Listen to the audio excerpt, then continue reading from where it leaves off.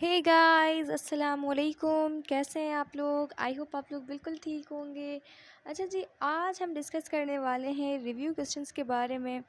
2 दिन लग गए मुझे ये वीडियो बनाने में, क्योंकि आपको पता है ईद के बाद मेरी यूनिवर्सिटी खुल गई थी, तो थोड़ा सा मैं बिज़ी हो गई थी इस वजह से। आज मैं आप लोगों के लिए फिर वीडियो लेकर आई हूँ और इसके बारे में मैं आपसे सबसे पहले एक बात करना चाहूँगी।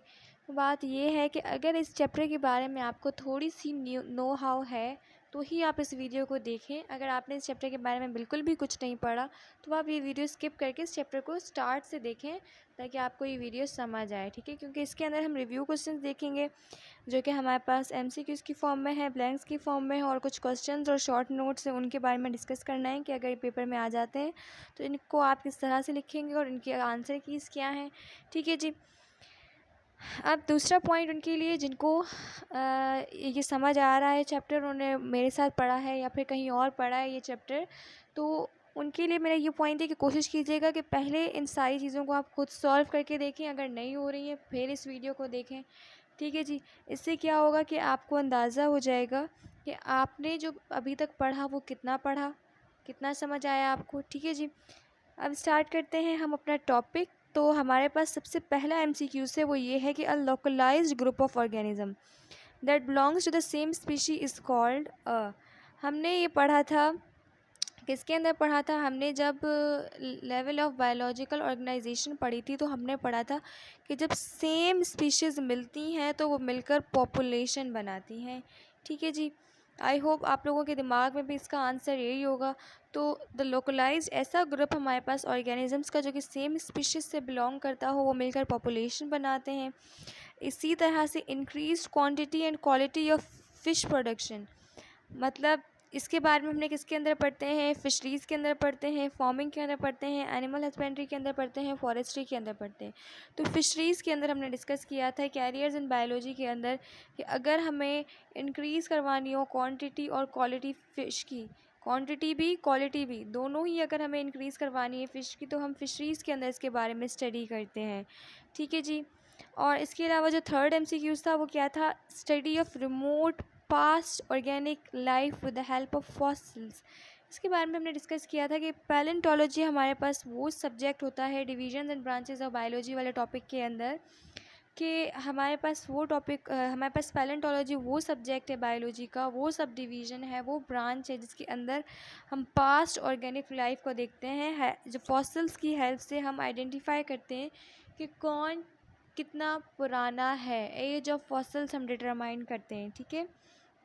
आई होप जिन लोगों ने मेरी वीडियोस बहुत अच्छे से देखी होंगी उनके लिए ये एमसीक्यूज़ हलवा होंगे। फिर हम आ जाते हैं एमसीक्यूज़ नंबर 4 पर। Laws and techniques of physics are apply to explain the. अच्छा जी, फिज़िक्स हमने डिस्कस किया था, ये भी किसके अंदर डिस्कस किया था? I think careers in biology के अंदर ही था, कि हमारे पास डिफरेंट डिफरेंट डायमेंशंस हैं, रिलेशनशिप्स हैं। I think relationships of biology with other sciences के अंदर था ये टॉपिक, कि laws and techniques of physics are apply to explain the living processes. जब हम लिविंग प्रोसेसेस के ऊपर फिज़िक्स के लॉज, फिज़िक्स की टेक्निक्स को अप्लाई करते हैं तो हम कहते हैं कि ये क्या है? बायोफिज़िक्स है, ठीक है जी। इनकी की आप अपने बुक के अंदर अच्छे से पेंसिल से प्यार से नोट की कर लीजिएगा, मेरी तरह मत कीजिएगा जैसे मैं गंदे गंदे निशान लगा रही हूँ, ठीक है। उसके बाद इस क्वेश्चन को मैं थोड़ा सा दूसरे कलर से आपको समझाती हूँ। क्यों? क्योंकि इसको आपने पढ़ना है गौर से। क्यों? क्योंकि ये क्वेश्चन कह रहा है चूज़ द इनकरेक्ट स्टेटमेंट।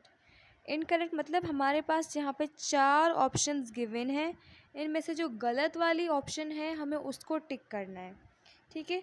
इतनी चीज़ क्लियर हो जानी चाहिए। और ये जो बुक के पीछे हमेशा एमसीक्यूज़ होते हैं बोर्ड के पेपर्स में यही आते हैं, तो बहुत अच्छे से समझना है इनको ही, इन्हीं ब्लैंक्स को, इन्हीं एमसीक्यूज़ को, ठीक है।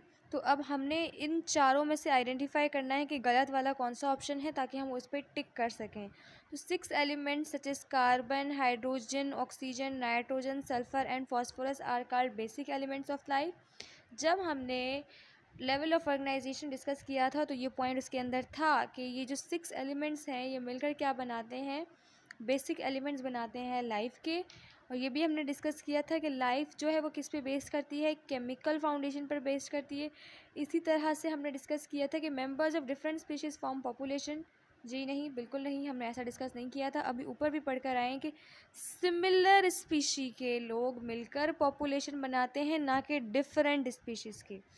तो हमारे पास MCQs नंबर 5 का जो राइट ऑप्शन होगा वो होगा सी, मतलब कि ये वाली स्टेटमेंट इनकरेक्ट है इस MCQs के लिहाज से।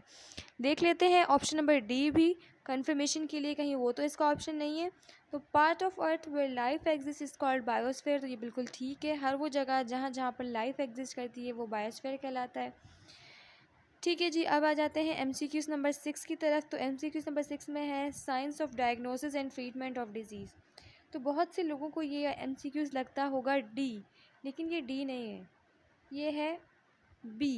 क्योंकि हमने डिस्कस किया था कि मेडिसिन के अंदर हम क्या पढ़ते हैं, हम डिजीज़ को डायग्नोज करते हैं और उनको ट्रीट करते हैं।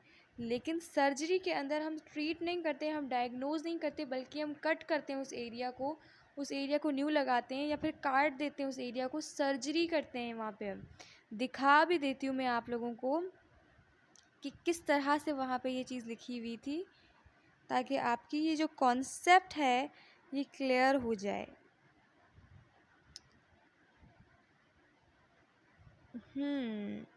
कौन से टॉपिक के अंदर था?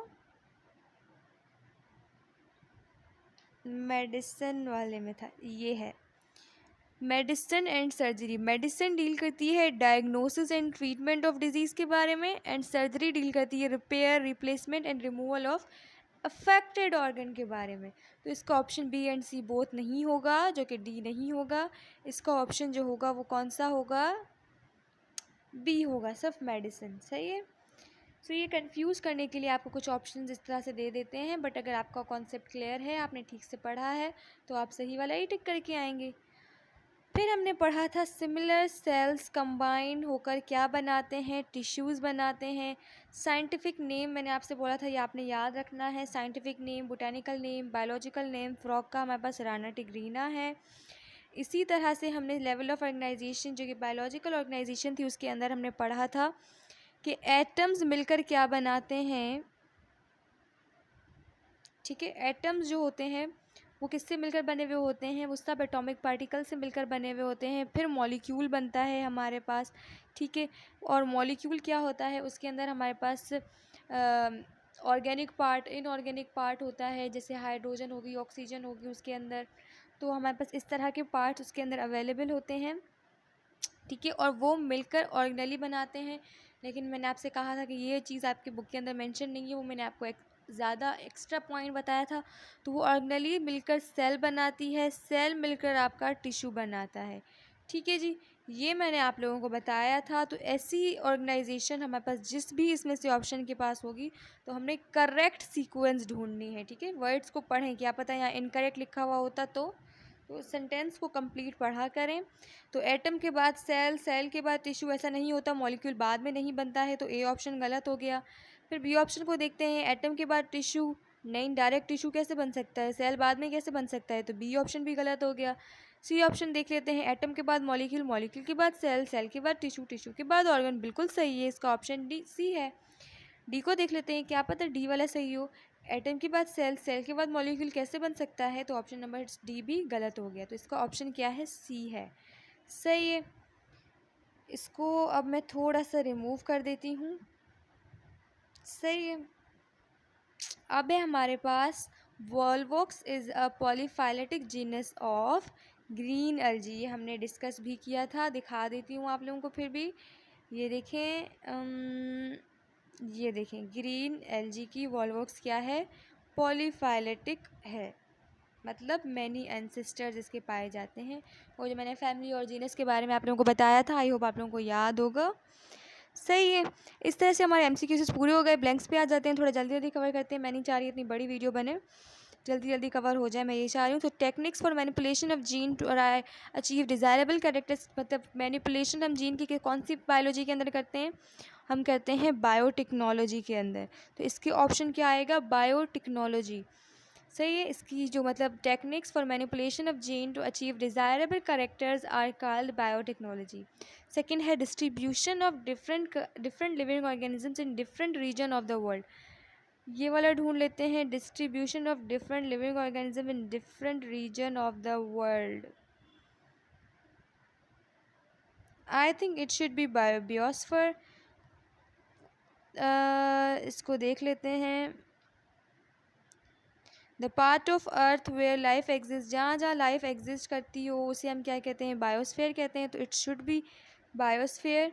ठीक है, तो हर वो जगह हमको हम मतलब लिविंग ऑर्गेनिजम्स को हम डिस्ट्रीब्यूट करते हैं, डिफरेंट लिविंग ऑर्गेनिज्म को डिफरेंट रीजन्स ऑफ वर्ल्ड पे क्या करना, डिस्ट्रीब्यूट करना। आई थिंक इसका ऑप्शन बायोस्फीयर होना चाहिए, बट फिर भी मैं आपको इसका कंफर्म करती हूँ। आगे टॉपिक में देख लेते हैं, इसको भी पेंडिंग में रखें आप लोग। फिर भी सेकंड वाले एक ब्लैंक को थर्ड की तरफ आ जाते हैं। Part of agriculture for the development of new varieties of plants and their fruit. ऐसा एग्रीकल्चर का हिस्सा जिसमें हम न्यू वैरायटीज़ की बात करते हैं तो वो हमारे पास हॉर्टिकल्चर होता है, डिस्कस कर चुके हैं। Bio elements considered as vital for life are dash in member नहीं होगा, it should be number, I think so. इसको भी देख लेते हैं। देखें हमारे पास कौन कौन 6 एलिमेंट्स है, जैसे कार्बन, हाइड्रोजन, ऑक्सीजन। ये हमारे पास 6 एलिमेंट्स क्या हैं, बेसिक एलिमेंट्स हैं। ठीक है, तो हमारे पास 6 इन नंबर हो सकता है, मेंबर नहीं हो सकता ये। इसके बाद है हमारे पास मेंबर ऑफ डिफरेंट स्पीशीज़ मिलकर क्या बनाते हैं। जब डिफरेंट स्पीशीज़ स्पेसिफिक हैबिटाट में रहते हैं तो वो कम्युनिटी बनाते हैं। ठीक है, 5 का ऑप्शन हमारे पास कम्युनिटी होगा। And 6 the Muslim scientist who identified many disease, हमने ये डिस्कस किया था कंट्रीब्यूशन वाले मुस्लिम साइंटिस्ट वाले में, कि इन्फ्लामेशन हो, ट्यूबरकुलोसिस हो, मेनिंगाइटिस हो, इन डिजीज़ के बारे में किसने पढ़ा था, अबू अली सीना ने पढ़ा था।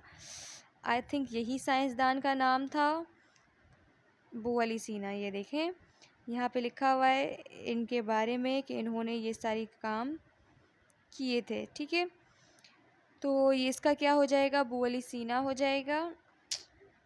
उसके बाद है part of earth where life exit is called biosphere. ये तो पक्का बायोस्फीयर है, तो दैट मीन्स ये नहीं हो सकता बायोस्फीयर। 2 ऑप्शन ये बायोस्फीयर वाले नहीं दे सकते, इतना मुझे पता है।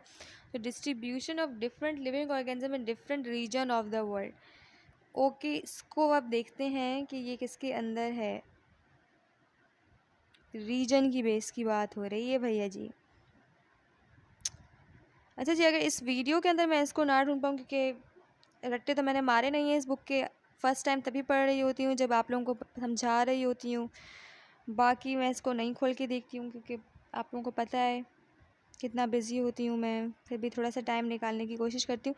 तो मैं क्या करूँगी, अगर ना मिल सका अभी मुझे इसका आंसर, तो मैं इसकी जो आंसर होगा वो मैं डिस्क्रिप्शन के अंदर दे दूँगी। ठीक है, मैं टाइम वेस्ट नहीं करना चाह रही, क्योंकि ढूंढने में थोड़ा सा टाइम लगता है। आगे आ जाते हैं हम लोग, मैं आप लोगों को बता देती हूँ। एंड में टाइम मिला तो आप लोग देख लीजिएगा, बीच में टाइम वेस्ट नहीं करते, आप लोगों का भी टाइम वेस्ट होगा ऐसे। तो foundation of life is based on chemicals, ये भी हमने पहले ही डिस्कस किया है, ये MCQ के अंदर भी था। Fish is one of the best source of, हमारे पास प्रोटीन होती है। ठीक है, radio labelling and carbon dating also shows some uses of radio active isotopes and determining the age of fossils के लिए हमने डिस्कस किया था कि हम क्या करते हैं, ये सारा काम करते हैं। सही है, उसके बाद आ जाते हैं डिफ़ाइन द फॉलोइंग टर्म्स। मैं एक एक टर्म को आपको डिफ़ाइन नहीं करने वाली हूँ, क्योंकि हम ये सब पढ़ चुके हैं।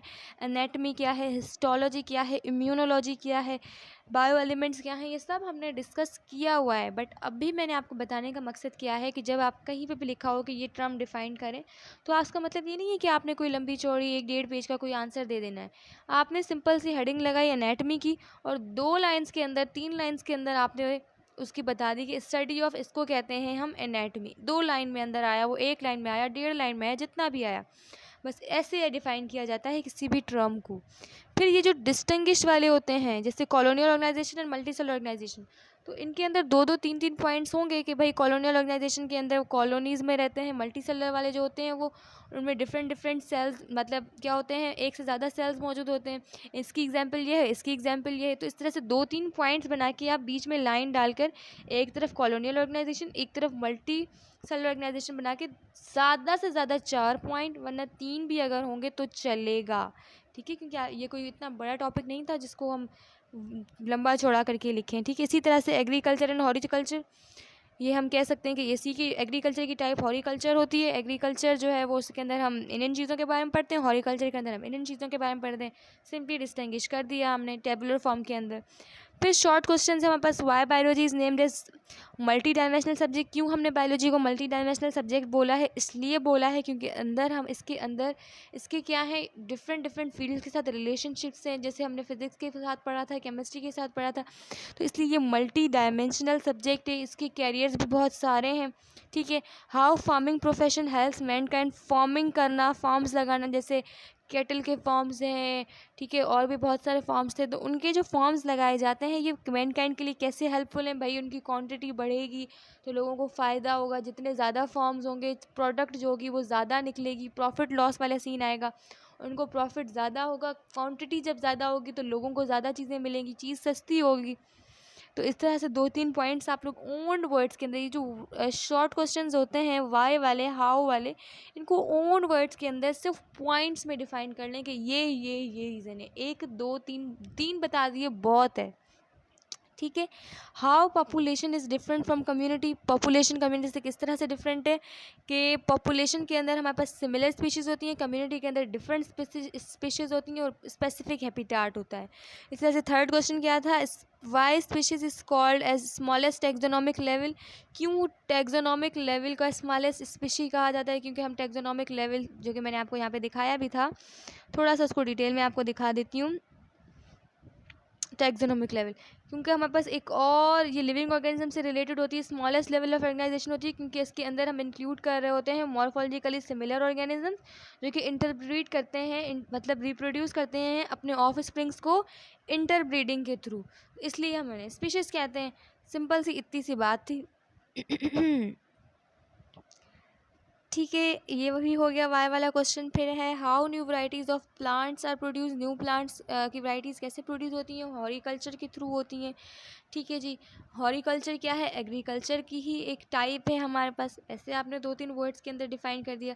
फिर label diagram of frog of digestive system, ठीक है, डाइजेस्टिव सिस्टम की जो हमारे पास लेबल डायग्राम है, देखें ये हमारे पास क्या है, डाइजेस्टिव सिस्टम है फ्रॉग का, ये वाला, ठीक है। Mouth, buccal cavity, feelings, oesophagus, तो इसकी एक लेबल डायग्राम बना है, क्योंकि इसके अंदर तो कुछ भी पर्टिकुलर दिख नहीं रहा है ना इसकी, लेकिन मैंने फिर भी जो जो चीज़ें इसमें विजिबल थी उसकी मैंने लेबलिंग करके अपने पेज के ऊपर डाइसेक्टेड फ्रॉग्स की सारे ऑर्गन्स की पिक्चर मैंने क्या की थी, अपलोड कर दी थी, पेज पे भी कर दी है, ग्रुप्स पे भी कर दी है, लिंक्स डिस्क्रिप्शन में मिल जाएंगी और इसी चैनल की कम्युनिटी में भी कर दी है, उसको आप सेव कर लें, फिर ये क्वेश्चन आपका बहुत इजीली सॉल्व हो जाएगा, ठीक है जी। बाकी इसको अच्छे से हमने डिस्कस जो है वो हमने प्रैक्टिकल वाले टॉपिक में कर लिया था। अब हैं कुछ थोड़े डिटेल क्वेश्चन 9th क्लास की लेवल पे एक पेज बहुत है, ठीक है, दिमाग से लिख रहे हैं, कॉन्सेप्ट बना रहे हैं तो एक पेज बहुत है। मुझे आज तक उन टीचर्स की समझ नहीं आई जो आपको बोलते थे ना, यहाँ से बेटे यहाँ तक निशान लगा लो, बेटे यहाँ से यहाँ तक निशान लगा दो। मुझे आज तक उन टीचर्स का समझाने का कॉन्सेप्ट समझ नहीं आया कि ऐसा वो क्यों करवाते हैं। क्या वो जो बीच वाली लाइन होती है वो इतनी अनइम्पॉर्टेंट होती है, वो फ़ायदेमंद नहीं होती है हमारे लिए, तो वो बुक में क्यों लिखी हुई होती है? कॉन्सेप्ट पे हम पे क्यों नहीं वो बात करते हैं, क्यों हमसे रट्टे लगवाते हैं? हमें ये क्यों नहीं कहते हैं कि बेटा चाहे गलत इंग्लिश लिखो लेकिन अपने दिमाग से लिखो? वो ये क्यों नहीं कहते हैं? वो ये क्यों कहते हैं कि वर्ड टू वर्ड रट्टा मार के आओ फिर मार्क्स देंगे? मैं वो वाली टीचर नहीं हूँ, मैं आप लोगों को ये चीज़ नहीं सिखाऊंगी, हरगिज़ मैं ये चीज़ आप लोगों को प्रमोट नहीं करूँगी। सो डिटेल क्वेश्चन पे आ जाते हैं। Describe the role of Muslim scientist in the field of biology. 3 scientist थे हमारे पास, उन तीनों के नाम लिखे, पॉइंट्स के अंदर आप लोगों ने लिखना है। जैसे मैं आपको एक जो है वो बता देती हूँ, फिर आप 2 जो और थे वो भी आप खुद ही लिख लेना। जैसे मैं समझा देती हूँ, पैटर्न समझा देती हूँ, गाइड कर देती हूँ, रास्ता दिखा देती हूँ, चलना आपने, सही है। तो आपने ऊपर हेडिंग डाली कि जाबिर बिन हयान, उनकी आपने ये जो डेट है, ठीक है, जो इनका एरा है ये आपने लिखा। फिर आपने लिखा कि बॉर्न कब हुए थे, एक पॉइंट में आपने लिखा। फिर दूसरे पॉइंट में आपने लिखा कि इन्होंने वर्क कैसे किया, ऊपर वर्किंग की हेडिंग डाल दी, या ठीक है। तो यहाँ पे वर्किंग में इनके पास ये जो सारा का सारा है ये पूरा आ गया, ठीक है। इसको लेकिन आपने इसको लिखना है पैराग्राफ की तरह नहीं है, पॉइंट्स की तरह लिखना है, ठीक है। लेकिन लिखना कैसे है, ओन वर्ड्स में लिखना है, समझा मैं आप लोगों को चुकी हूँ। तो इसी तरह से 2-3 पॉइंट्स मिलाकर आपने क्या किया है, बनाकर लिख लिया, लेकिन ओन वर्ड्स के अंदर जितना कॉन्सेप्ट क्लियर हुआ। आज ओन वर्ड्स में लिखना सीख गए ना अगर आप, एक चैप्टर होगा वो गलत इंग्लिश के साथ होगा, 2 चैप्टर होंगे, 3 चैप्टर्स होंगे, लेकिन मैं आपको बता रही हूँ जब आप यूनिवर्सिटी लेवल पे आएंगे, फर्स्ट ईयर इंटर पे आएंगे, तो आपकी इंग्लिश बेहतरीन होगी, ये कॉन्सेप्ट्स आप लोगों के बेहतरीन क्लियर होंगे, कोई मसला नहीं हो रहा होगा आप लोगों को पढ़ने में, समझने में। बहुत मुश्किल होता है जब रट्टे वाले लोग इस लेवल पे आके पहुंचते हैं ना, तो उनको बहुत मुश्किल होता है, डबल मेहनत करनी पड़ती है, खुद को ऐसा बनाए ही नहीं। ठीक है, नेक्स्ट क्वेश्चन की तरफ आ जाते हैं। वो है relationship of biology to other sciences. बहुत सारी साइंसेस थी, जैसे बायोकेमिस्ट्री थी, बायोफिजिक्स थी। उनको आपने क्या करना है, एक एक दो दो लाइन के अंदर उनका रिलेशनशिप बायोलॉजी के साथ आपने बता देना है। इसी तरह से level of organisation, level of organisation हमारे पास ये फर्स्ट वाली थी।